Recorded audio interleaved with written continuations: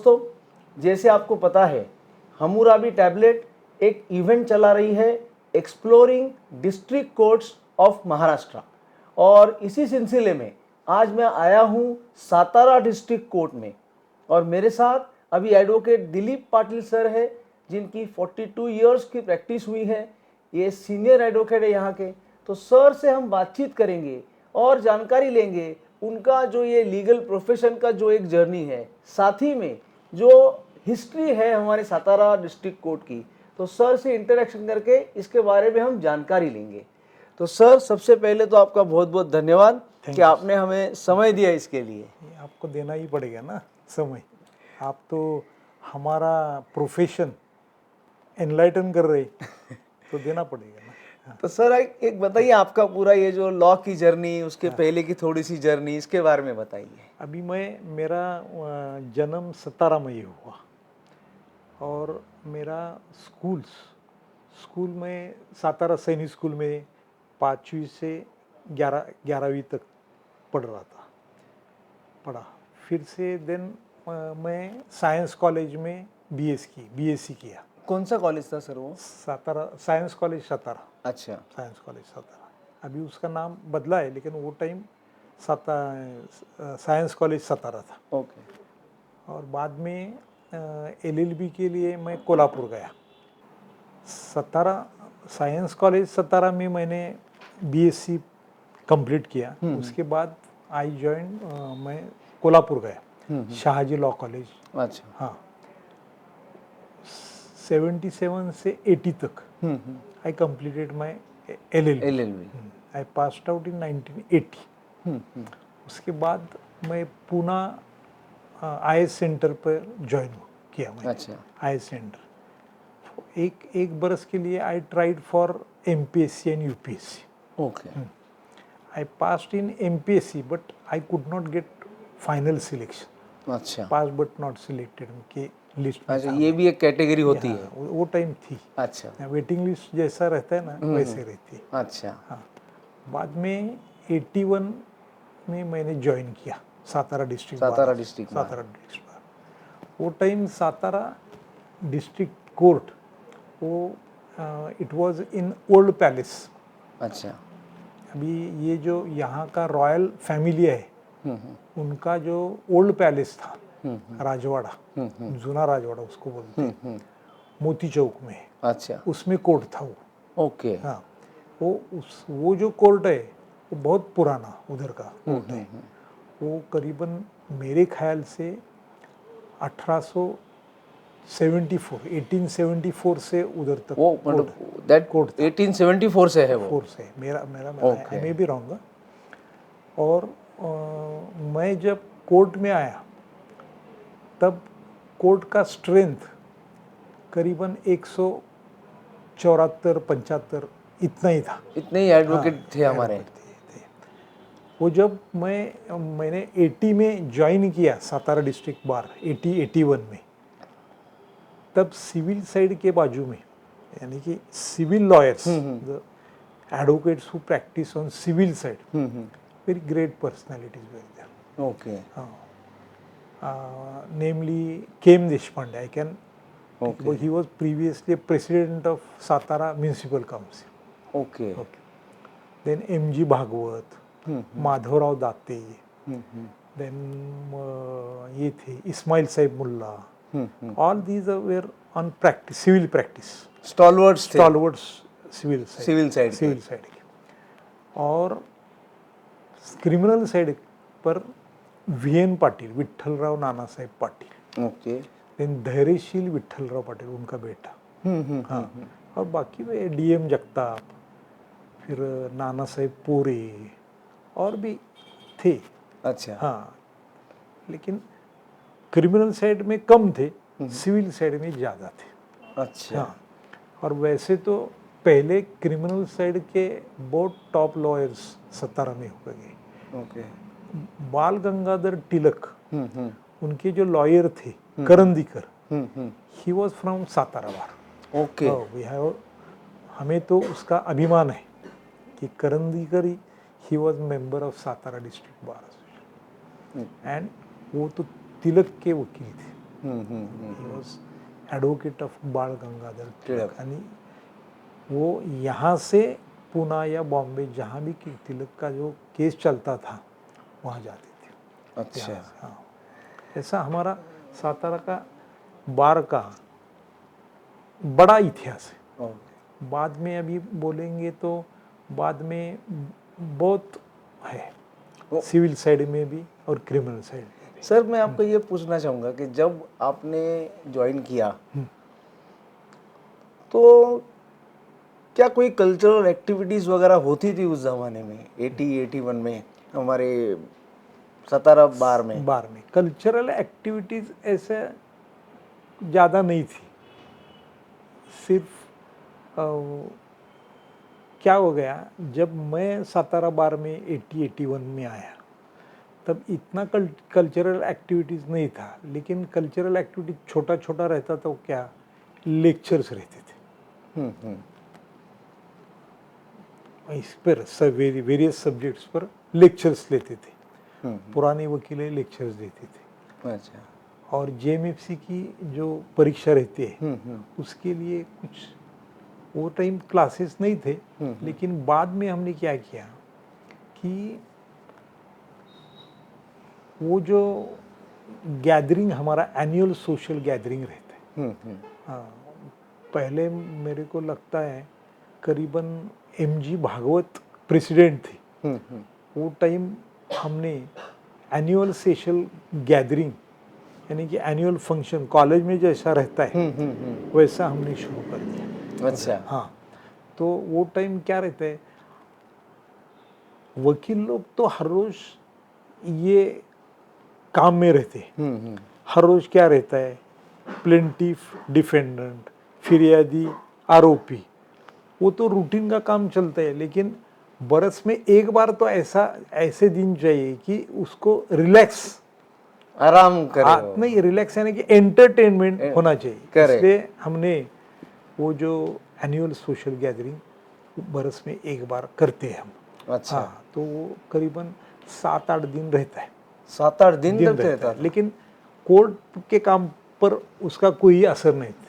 अच्छा. हाँ, कोर्ट काम तो चालू रहता है. लेकिन एक्टिविटीज रहते हैं. एक्टिविटीज यानी कि table tennis matches, badminton matches, chess matches, carrom matches, अच्छा. Cricket matches. Okay. Then one day इस ग्राउंड पर थोड़ा सा कंपटीशन रहता है, रनिंग कंपटीशन. ओके. ऐसा करते थे वो टाइम. अभी भी वो चालू है. अच्छा. सातारा डिस्ट्रिक्ट, अब मेरे ख्याल से सातारा डिस्ट्रिक्ट ऐसा एक ही डिस्ट्रिक्ट है कि जहाँ एनुअल सोशल गैदरिंग रहता है. ओके. अभी लास्ट डे, अभी पिछले संडे वो हो गया हमारा अच्छा. गैदरिंग. अच्छा. वो टाइम फिर क्या रहता है, शाम को सब जजेस वकील लोग सब मिलके खाना खाते. उसके पहले एंटरटेनमेंट प्रोग्राम करते. मतलब डांस वगैरह, सिंगिंग? सिंगिंग नहीं, वकील उसमें डांस बींस नहीं करते. अच्छा. एक आधा प्रोग्राम लेते हैं. हाँ, ये सोशल प्रोग्राम्स रहते हैं क्या, गाने के, डांसेस फ्रॉम द आउटसाइड, वो लेते हैं. और कभी कभी अगर वकील लोग ने बताया तो वकील लोग भी गाना गाते. अच्छा. हाँ, ऐसा रहता है. ओके. अच्छा. ये तो बरस में एक बार ऐसा किया ना तो जरा थोड़ा सा फ्रेश रह जाते हैं ना आगे पूरा वापस से हाँ, काम पूरा, करने के हाँ, लिए. ऐसा आज तक मेरे ख्याल से वो करीबन 35-40 साल हो गए. 35 ईयर्स ये चल रहा है. ऐसे चल रहा है. और दूसरा एक हमारा रहता है कि बरस में एक बार हम महाबलेश्वर को कॉन्फ्रेंस लेते, लीगल अच्छा. कॉन्फ्रेंस. हम क्या करते, अलग अलग विषय में अलग अलग बड़े बड़े लेक्चरर्स को बुलाते हैं. लेक्चरर्स यानी कि बड़े बड़े एडवोकेट्स को बुलाते हैं. बॉम्बे हाई कोर्ट के भी जजेस को बुलाते हैं. और उनके हर एक सब्जेक्ट में, अलग अलग सब्जेक्ट में लेक्चर्स रखते हैं ताकि जो अपकमिंग एडवोकेट्स हैं उनके लिए वो गाइड करे. ऐसे एक प्रोग्राम हमारा बरस तो में एक बार रहता है। ये सर आपने जो बोला कॉन्फ्रेंस दैट Conference, वो सिर्फ सातारा के लॉयर्स के लिए ही है या बाकी के लॉयर भी आ सकते डिस्ट्रिक्ट बाकी की भी आ सकते हैं, लेकिन हम सिर्फ सातारा डिस्ट्रिक्ट के लॉयर्स को ही बुलाते हैं। अच्छा, मेन उनके लिए मेन ही। उनके लिए रहता है, क्योंकि और बाकी के डिस्ट्रिक्ट में कोई रखते हैं, लेकिन हमारे यहाँ महाबलेश्वर बहुत अच्छा है ना। It's renowned hill station of Maharashtra. So वो तो बम्बई के वकील भी आते हैं, हाईकोर्ट के जजेस आते हैं, लेकिन सातारा डिस्ट्रिक्ट यानी कि हर एक तालुक के एडवोकेट्स वहाँ आते हैं। अच्छा, अच्छा भाई। हाँ, एक दिन का रहता है।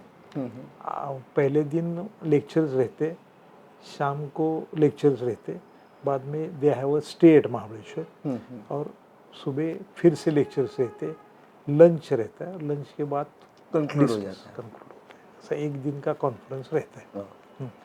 Generally some of the high court जजेस are the they are called, तो वो स्पीकर्स रहते हैं। स्पीकर्स रहते हैं, उनको बुलाते हैं जनरली। ये भी कॉन्फ्रेंस है ना, कॉन्फ्रेंस का जो हमारा सिलसिला वो भी करीबन 30 बरस से ज़्यादा चल रहा है। अच्छा, रेगुलरली चल रहा है। तो कभी करते हैं ये कॉन्फ्रेंस? कोई फिक्स है ऐसा महीना या तारीख? जनरली वो मार्च में करते हैं, क्योंकि क्या रहता है, मार्च एंड में या कि मार्च 15 के बाद मार्च एंड तक अपने नया 10th और 12th के एग्ज़ाम्स रहते हैं। तो वो टाइम क्या रहता है, महाबलेश्वर के जो रेंट्स रहते वो थोड़े लो रहते। हाँ, क्योंकि अभी जो एडवोकेट्स वो अटेंड करते उनके लिए कोई जो अकोमोडेशन करना पड़ता है वो भी थोड़ा सस्ता चाहिए ना। हाँ, इसलिए वो टाइम करते। अच्छा, वो हिसाब से बेनिफिट मिलता है।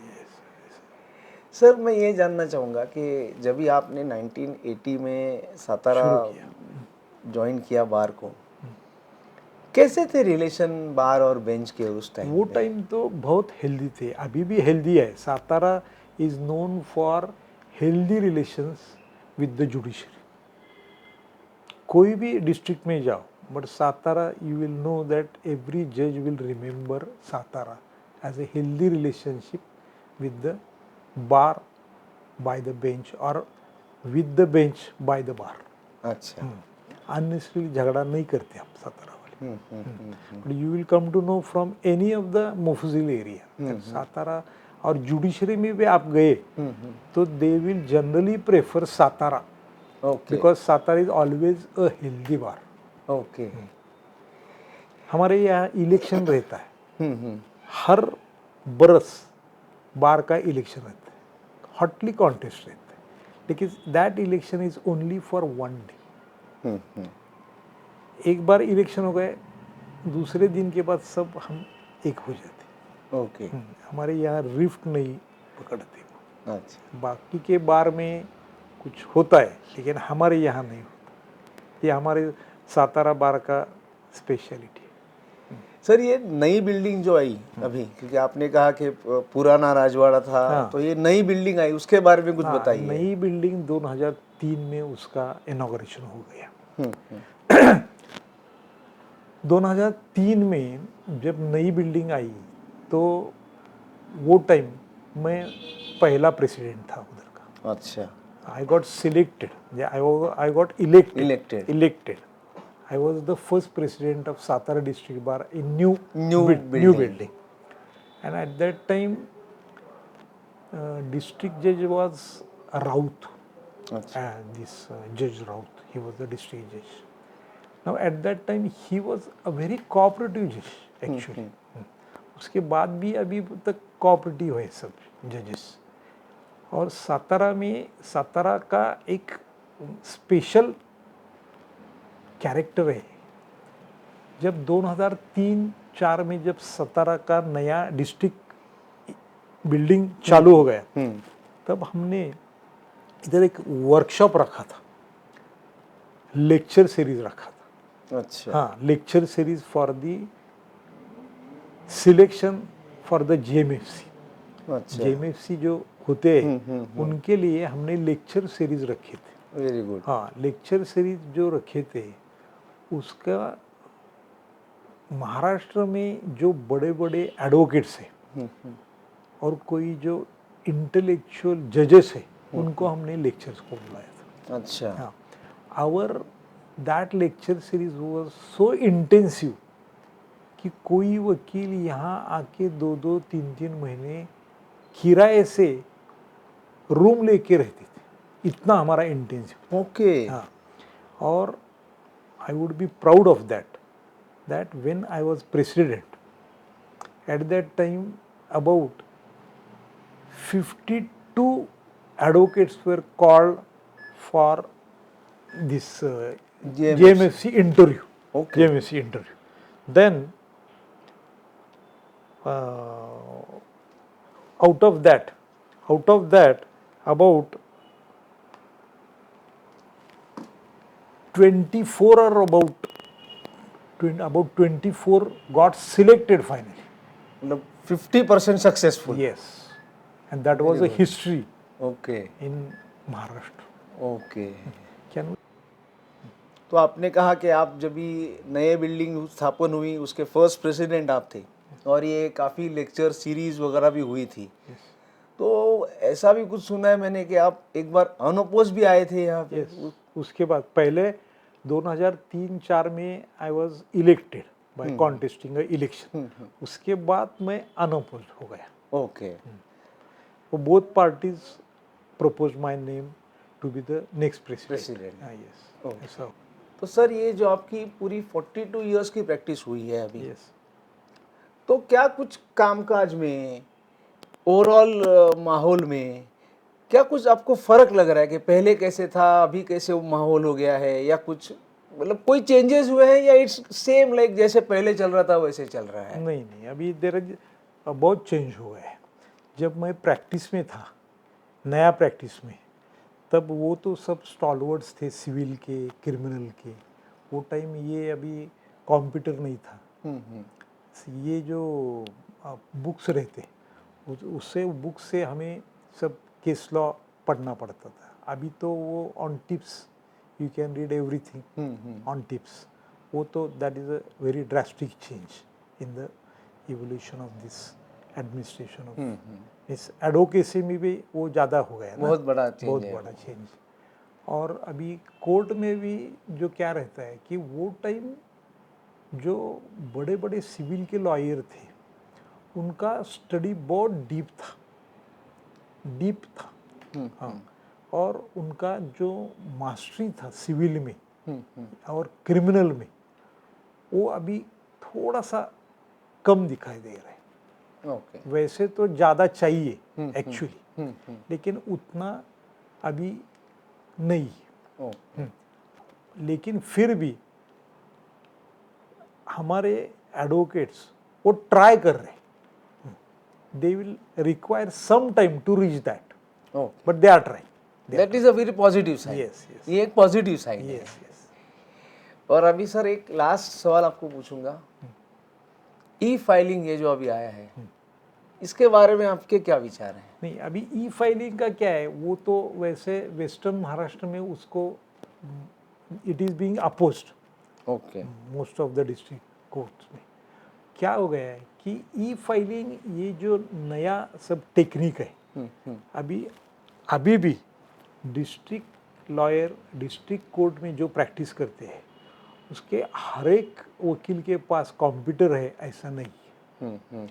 मोफुजुल में प्रैक्टिस करते उनके पास भी हर एक के पास कंप्यूटर है, फिर कॉपियर है, प्रिंटर है, ऐसा नहीं है। क्योंकि वो जो it depends on the clients, because client का फाइनेंशियल कंडीशन कैसा रहता है, उसको आमदनी कितनी रहती है वकील को, और उसके बाद whether he can afford for that, वो तो है। और जो क्लाइंट्स रहते clients they ordinarily come from mofussil area where is undeveloped, उसमें इतना कंप्यूटराइज नहीं हुआ ना। हाँ, तो फाइलिंग के समय बहुत दिक्कत आती है, बहुत दिक्कत आती है। यानी कि हाँ, क्योंकि न्यू वो जो प्रैक्टिस ज़्यादा प्रैक्टिस में रहे कि सीनियर्स है वो तो कर सकते हैं, लेकिन ज़्यादा प्रैक्टिस जिनकी नहीं है और जूनियर है उनके लिए डिफ़िकल्टी है। अच्छा। हाँ, डिफ़िकल्टी,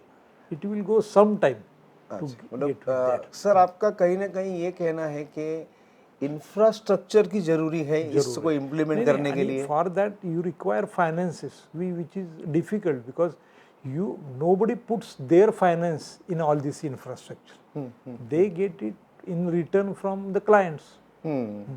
पर पूना बॉम्बे में कैसा रहता है, clients the financial conditions of the clients is they ठीक ठाक होती है, ठीक ठाक। लेकिन मुफुजिल में ऐसा नहीं रहता है ना, because they are fighting for their rights but they are poor people ना, they cannot afford to give high fees to the advocates. Correct. मेरा एक्सपीरियंस ऐसा है कि I come from a freedom fighters family. वैसे मेरा family जो है, मेरा नाम है दिलीप पाटिल शिरगावकर। मेरा family Shirgaonkar family, it's known to be a freedom fighters family. और मेरा कॉन्टैक्ट्स, मेरे बहन का कॉन्टैक्ट्स, मेरे फैमिली मेम्बर्स का कॉन्टैक्ट बहुत मुफुजिल में है।